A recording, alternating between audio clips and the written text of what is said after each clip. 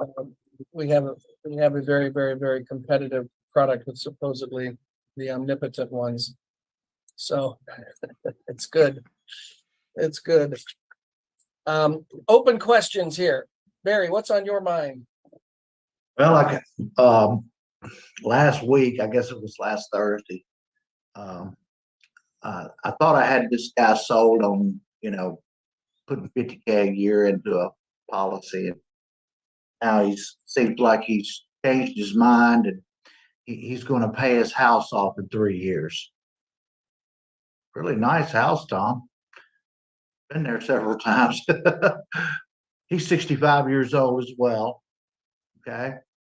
And I mentioned I was going to, you're probably giving up one of your best tax deductions. He's a small business owner, still working, pretty steady, and makes pretty good money. So here's the question I would ask him. Do you believe income tax rates are going to go up?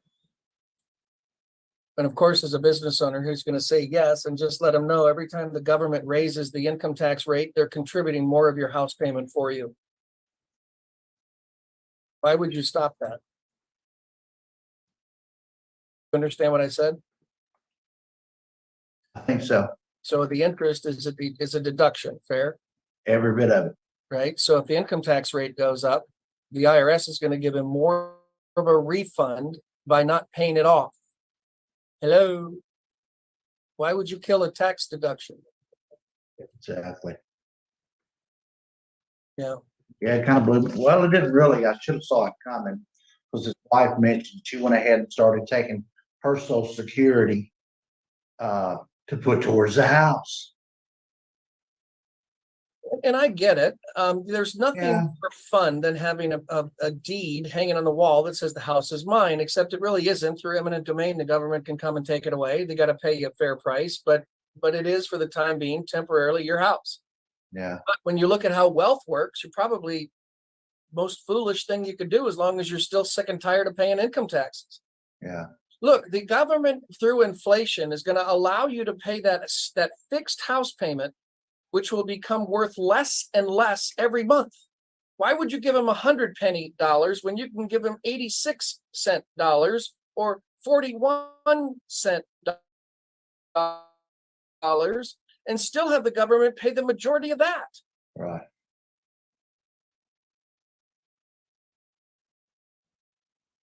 Yep. Yeah. Yeah, sounds like, well, I thought I had him sold on it at one time, and he certainly got the money to do it, but I don't know why he's, Well, if you ever had the conversation with him, I'd rather have $1 million of equity in my life insurance than $1 million of equity in my home. Yeah, I was thinking about, after I had time to think and regroup after the meeting the other day, I'm contemplating an email and kind of, bring that.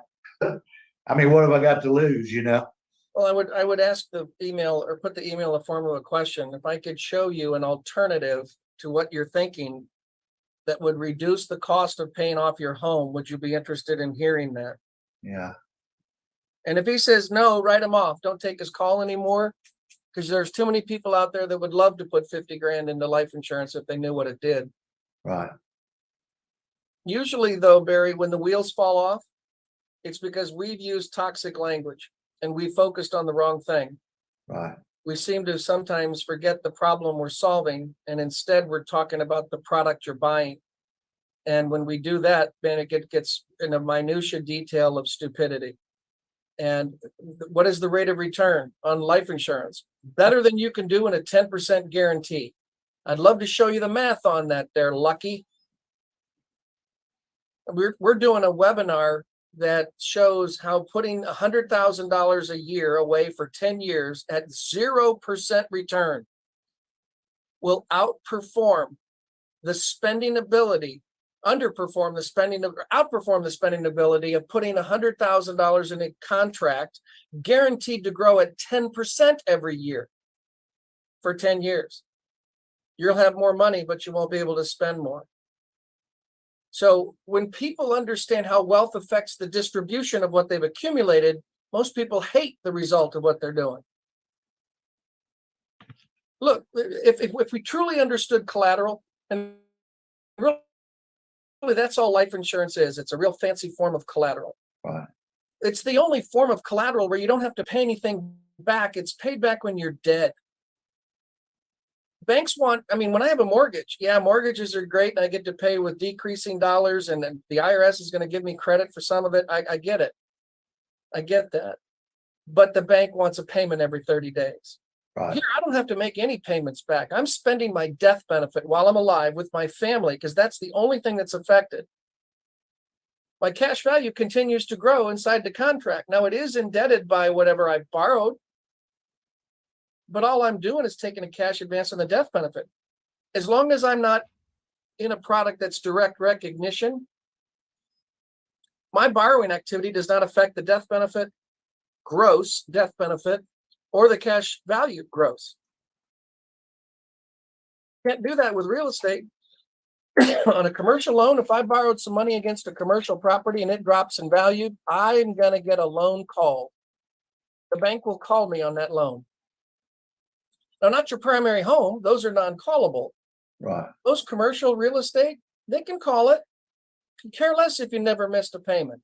Could care less if you have an 849 credit score. They will call the loan. My loan's going to be called when I'm dead. Call it all you want. I'm not here to witness the mess.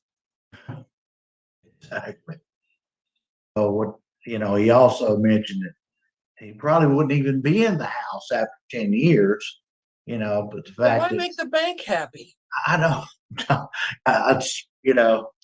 I thought about all this great stuff after we were done with the meeting.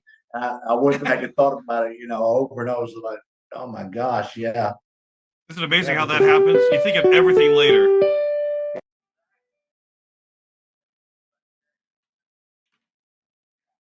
Swinging the bat, you'll get better each and every time. I got one more thing, Tom. Sure.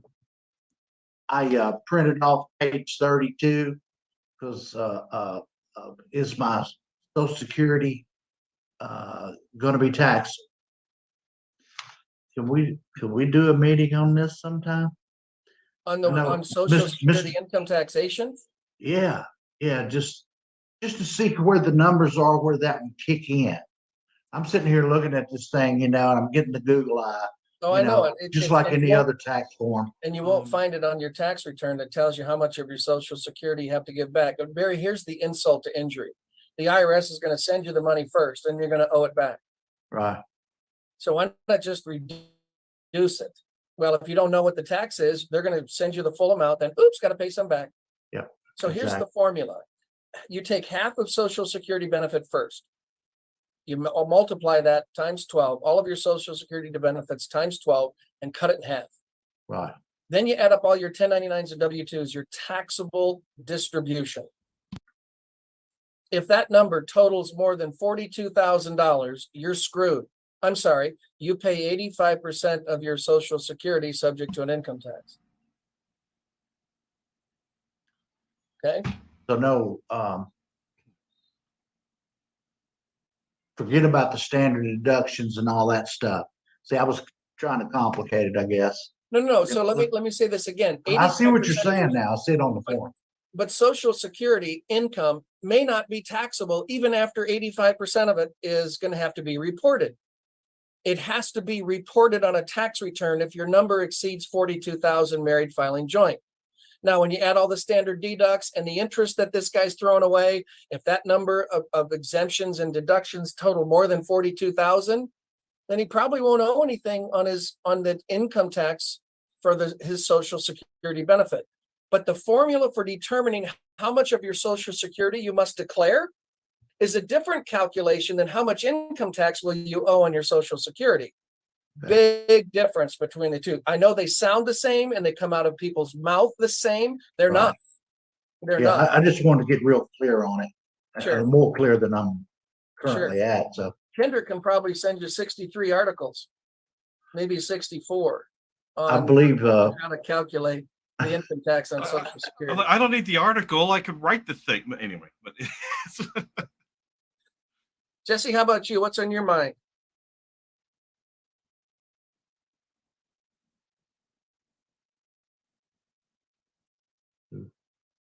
Jesse, are you on?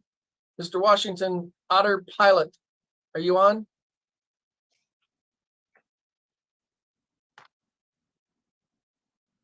Maybe not.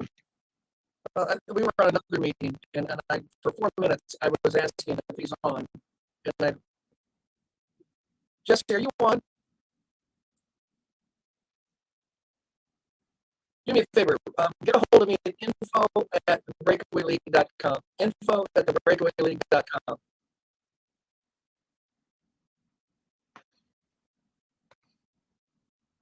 Barry, how about you? What's on your mind? I just went on. Oh, you're on here twice. no, I got Barry Rutten on there, and Barry There's Rutten another Barry. he's lurking and can't talk live. He Oh, messaged me oh. that.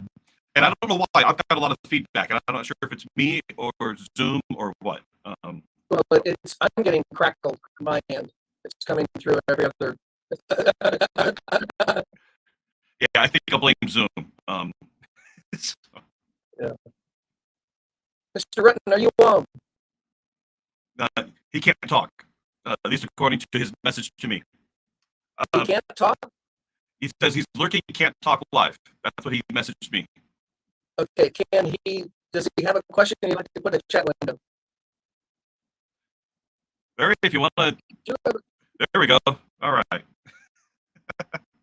Dan, did you have a question you wanted to ask? No, No, I'm just here to hear what you have to say. all those wonderful words of wisdom. Yes. I'm sorry, I had the wrong channel.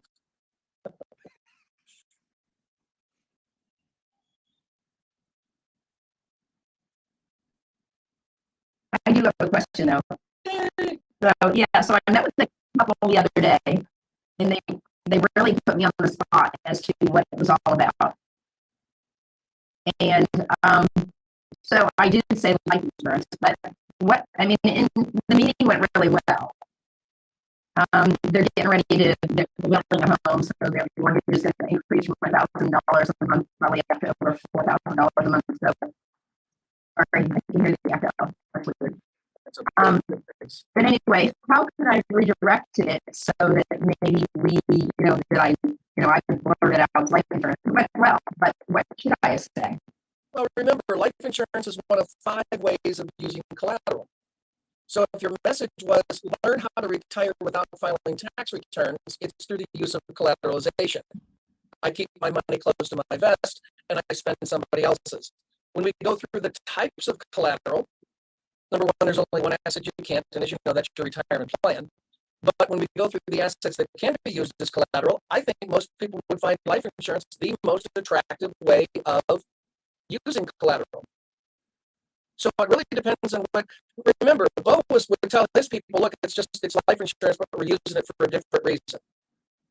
And there's nothing wrong with doing that. But if the message, my message is different, Jane. I want to share the power of using the tax code and understanding how wealth works. And wealth is taxed differently depending upon where your wealth is. I saw an interesting quote. Why Elon Musk doesn't pay income tax? Most of his income isn't income; it's stock options. So he's got stock options at $6 a share.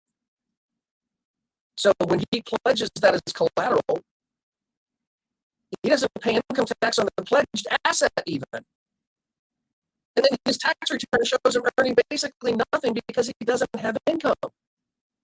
Well, do you think he wants $100 million in a qualified retirement plan? Hell no. He doesn't want to pay the income tax on that. So when we look at ways of accumulating wealth, it's through income taxable instruments because those are based on rates of return. And the industry has been taught to sell rates of returns. 7 is better than 6, and 6 is better than a negative 14. Duh. However, if the 6% you're getting is causing a rippling effect of state income tax, local tax, tax on Social Security, and increased Medicare premium, there isn't a financial advisor in the country that uses all of those to impact the net effect of having a taxable event. The fiduciary sure as hell don't. So when we stand in front of a group, which is I think where you probably said this, if my message is about collateralization, we don't talk about life insurance. If my message is about life insurance, isn't this fascinating? It's the only form of collateralization where the lender guarantees the growth of the asset they've loaned against. Fascinating, fun, wonderful, effective. Want some? Where do you think it went wrong? You mean my conversation with that couple? Yeah. I don't think it went wrong anywhere yet. I think since they're still building a home and they really don't have any money to put away at this point, I think if we get their insurability covered, just go with, a large amount of term insurance at the moment, and then we'll talk about it once they close on their mortgage and everything. There you go. Perfect. Love it. Love it. Love it. I think we lost Jesse. I know she tried to pop back again. You tried. Barry's got this question. What's that, David? Barry, go for it. You guys hear me? Yes, sir. As well as we can hear anybody else. So Tom, you and I kind of had part of this conversation in the past, and it's something I'm still sort of trying to wrap my head around. So for a long time, I used, let me change the way I'm going to ask it. So in a universal life illustration, I can target a cash value at a certain projected age, right? So let's just use a specific technique. I like people to hold on to their money like you do, and instead of sending money to the bank to pay the mortgage off early, let's send it to your cash value. If you want to pay it off early, great. If you don't, great. But now you have control of your assets. They're growing, they're compounding, they're available for emergencies and opportunities along the way. So if I've got that 30-year loan, keep the 30-year loan. Don't do a 15, but whatever you're going to send the 15, send it to the cash value, and then you get, you can probably be in your third house by the time that happens. Okay. True. What I can't, and I've got that conversation down. People love it. People buy into it. What I don't know how to do in a whole life versus a UL is to whole life cash value accumulation to me still seems very somewhat random. I can't say I want $684,000 at the year 15 because that's what the amortization schedule says it will be to pay off that loan. That's I would rather do it in a whole life because of the predictability, because it's going to be that number as opposed to will it or won't it with the UL. But I can't illustrate it, and it's really hard to show. Well, trust me, it'll be that number, or do 2,000 permutations to guess at it. Well, unfortunately, Barry, that's what I had to do because at Ohio National, nobody was selling PMAX the way I was. I sold more of that than anybody in the company. So when I first learned about how it worked, I sat for 6 months and ran illustrations because I wanted to get to that question. If I want cash value in 15 years of 650,000 on a 10 pay, how much do I put in each year for those 10 years? And I would run the illustration, hit display, but I didn't like it. I went back and I changed premium. This is why most of my premiums for the first 10 years of doing this were $46,792, $36,504, $21,698. And literally, that's what caught the attention of the company. Because my premiums were not 60 grand, 50 grand, 20 grand. And my death benefit was even worse, $742,691. And the head actuary called my general agent and said, "What the hell is going on? Why is he doing this? I'd love to show you." Ding back. And when I finally sat down and showed him what we did, and the gates opened up for us. If your numbers are not, if you don't have odd numbers of premium and death benefit, you're not doing planning. Well, and that was my point too, because what I wanted to do was identify the inefficiencies of what you're already doing. And if I rounded it up, I was taking money out of your lifestyle. And I promised I wouldn't do that. This is not a premium. This is just a reassessment of what you're already doing. If I rounded it down, man, I wasn't as effective as I could be. So I bought all the nickels, dimes, and quarters that I found, and that's how much the premium was. Now, man, we're bouncing off the ceiling as much as the underwriter will let us buy. So the death benefits are being dictated to us by the underwriting department. Imagine going to a client and saying, you are buying all the life insurance the industry will let you buy. You can't buy anymore. As Will Rogers said, to truly measure a family's success is to gauge their family 5 years after the breadwinner died. And if they're doing well, he did well. From all your running a million illustrations, is there a kind of a rough rule of thumb that if you wanted, for every $100,000 in cash value you need, if you have a 15-year run, your death benefit should probably be in proportion? I mean, is there a way to get there a little faster? Sure. And we use, with the new 72T rules, now it depends on the company. Mass has a 2% guarantee, when America has a 3 3/4% guarantee. Ohio National, I have no idea what they guarantee anymore. But it really depends on their non-forfeiture provision, which is filed with the Fed in the state. When they give you the rate, the lower the rate that they assess, the more unpredictable the future. And I say unpredictable because it's majority of dividend. The higher the interest rate guarantee, the higher the cash value percentage is actually guaranteed. That I can predict much safer than I can illustrating for 16 years one of the best dividend paying companies that is now non-existent. So I have switched my focus now at my age to a little bit more assurance rather than hoping, crossing your fingers, guessing, playing. I don't want to do that anymore. And when you think about it, any company that does business in the state of New York has to do that. Whether it's Guardian, Northwestern, New York Life, Mass Mutual, doesn't matter. They have hybrids. They don't have a guaranteed cash value 10 pay. Some of it's guaranteed, some of it's PUA, some of it's term, some of it's hybrid, some of it's actuarial bullshit, some of it. There's only one company that I know of right now that I can put 100% of the premium with the guarantee with it. And that's the one I'm using a lot now, because at my age, I don't want any more surprises. I was with Mutual of New York when Equitable bought them. I was at John Hancock when Manulife bought them. And now I was with Ohio National when Constellation bought them. I don't want to go through this anymore. And I don't care how good some companies think they are. Everyone can go through the same thing that Ohio National did. And I was in enough top producer meetings where I was lied to by the senior management to my face. We're doing super. No, you're not. So my advice for you, Barry, run some illustrations. But here's the good point. You're only going to do this once. Unless a major dividend change is announced, you're only going to do it once. You're going to get very proficient at age, death benefit, cash value assumptions, and then you basically can run your own illustration in your head. But you got to get the basics down, and unfortunately, it's not a tabular, linear equation. It's you got to sit at a computer illustration and just bang away at them. But I applaud you for using whole life instead of IUL and UL and EIOUL.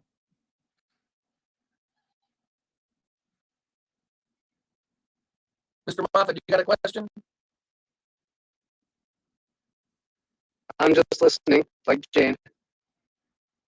David, do you have a question? If I had a question, I just texted it to you. I'm good for now. All right. So does either Barry have any question?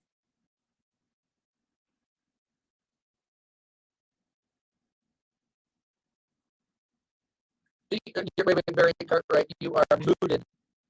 Unmute yourself. I've been using it in Mutual lately. And they seem to, I used one of your examples a couple of times with One America. And it looked like income-wise, that Penn Mutual policy was quite a bit stronger on the income side. If you run an illustration where Penn has 47% base, 53% POAs in term, It was and the close. same illustration with One America, 47% base and 53% POAs, One America will outperform Penn. And Penn just announced as of 12 days ago, there's now a 15% load on PUAs. Not 10, it went to 15, which is another way of saying we're going to lower the dividend without lowering the dividend. They're going to pay less. Hold on just a second. Hey, Michelle, can I give you a call back in about 10 minutes? Okay, And thanks. quite frankly, that's expected of Penn. Based on the vital signs that I've seen on Penn, Penn needs to reduce their dividends. But that's okay. But they don't want to go through the embarrassment of reducing their dividend.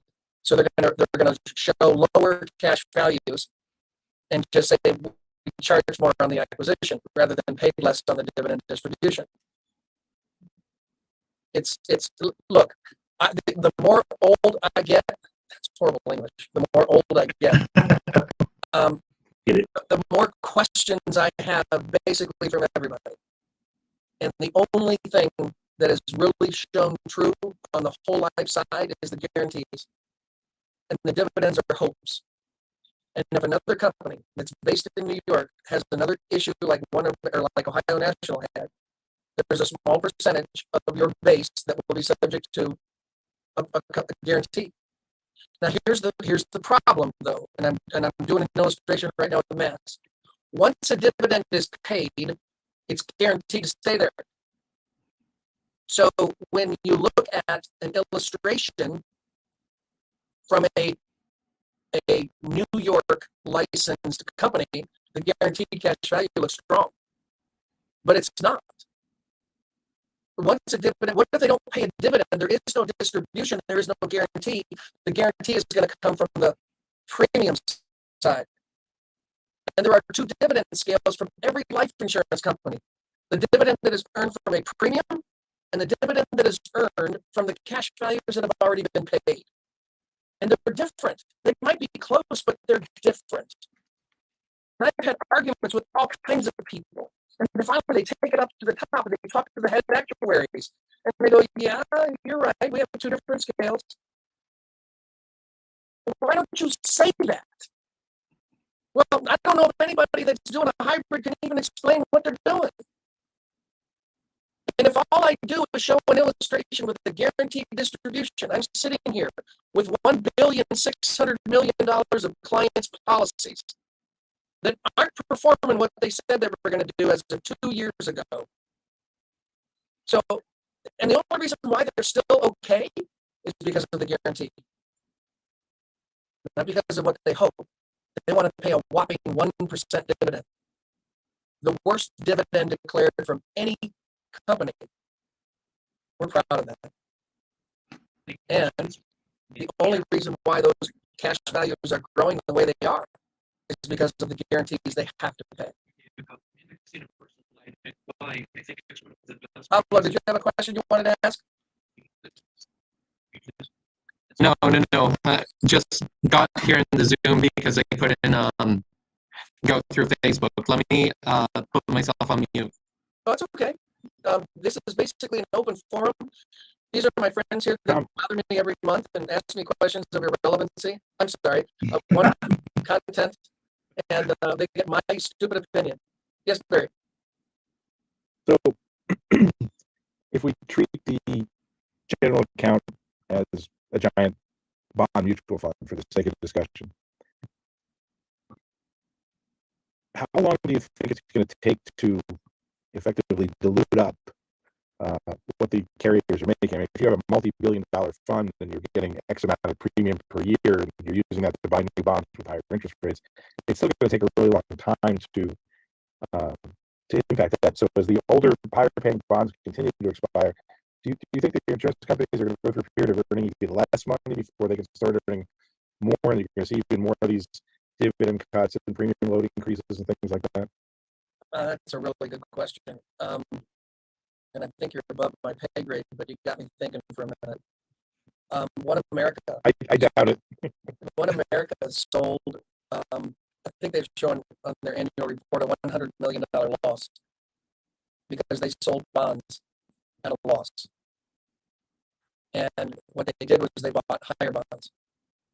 But instead, they took $100 million loss, but now they're going to get, I think it's $15 million of extra income for the next about 20 years. So if you do the math, I take a $100 million loss too and get 15 billion of profit for the next 20 years. That's 300 million of gain by taking a $100 million loss. That's rare. And the chairman told me that on our last trip.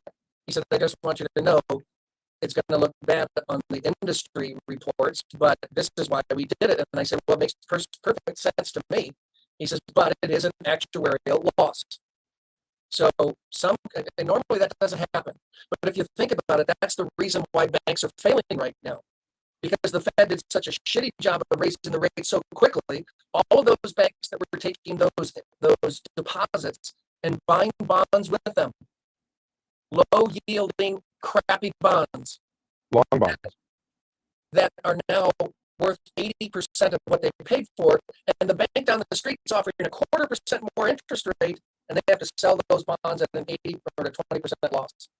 That's what caused those banks to fail. Will it happen all the time like that? Boy, it shouldn't. But the Fed is now recognizing what they've done. In yesterday's Wall Street Journal, they were talking about how the Fed is going to allow banks like Bank of America and Chase more money to make sure they pass their stress tests. Because we started the stress. I want to shoot people in Washington. They This will be create the recorded. problem. We don't really mean that to everybody else that's listening. I just want to clarify that. That's an expression. We do not mean to attack anybody. I just wanted that for the I record. didn't say who's going to shoot. I just want to shoot people in Washington. It's just random. Yeah, I'll tell you, it's ridiculous. It is really ridiculous. But I also have shared this with the uppity schmucks. The first insurance company that announces a dividend increase because of rising interest rates is going to get more free publicity than anything you could report in your annual report. Let us go out in the field and be your advocates and your noble statesmen. Let us do that for you. But if you're going to continue to keep dividends down while you're making profit, that doesn't set well. Stock companies, remember, Ohio National is now a stock company. And all of the dividends that in the general portfolio earning that should be paid to the policyholder, they don't have to anymore. They can go to them. They own the company. Life changes. We don't quite, frankly, give a shit. That should be the new motto.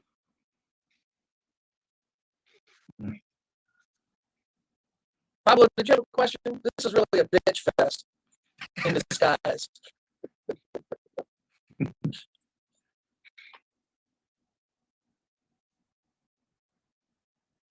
Nothing else. All right. We're doing this every month, David, or about every 4 to 6 weeks now. Something like that, depending how the other events are scheduled and things like that. So we'll have the next one in August, and I'll make sure I do a better job of announcing things. I'm trying to schedule posts now because I got too many things going on. So if I schedule them, then it'll get All done. right. All right, everyone. You guys be good. Thanks for attending. Hopefully you'll learn something.